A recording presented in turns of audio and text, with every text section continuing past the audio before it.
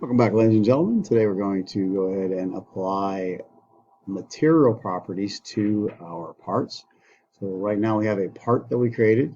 We click on that part. You can see that we see two things in the left-hand side in our features browser and our parts browser highlight. You can see paperclip sweep because that is what we use to create the paperclip. And you can see the part highlights in the parts menu.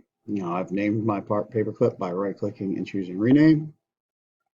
The next thing we're going to do is we're going to right-click and we are going to assign a material. This will allow us to apply material properties to our paperclip. In this case, I'm going to apply the material property of steel. And of course, when you look through steel, you will see there are many options. We want the basic steel. This is the generic steel. It's kind of a mid-grade property.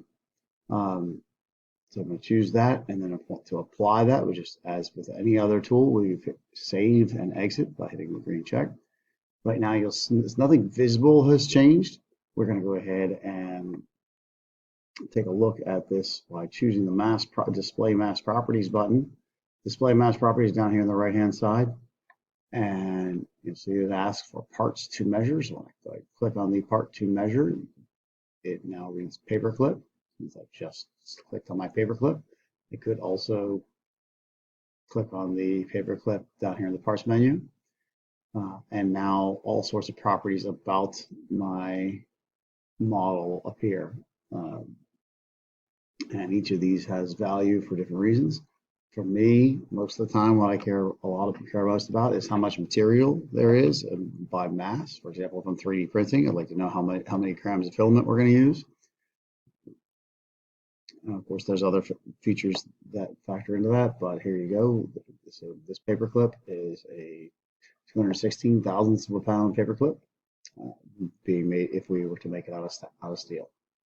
So again, to repeat, to modify and change the material properties, just right click over here. Now that I've already done it once, you can see that it is now edit material, where previously it was assign material. I can edit that material and then choose different materials for it.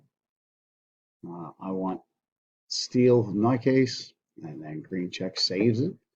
Those properties can be viewed under display mass properties and then choosing the object that you would like to inspect. Pretty easy one today, so hope that makes sense for you. Good luck, have fun, and as always,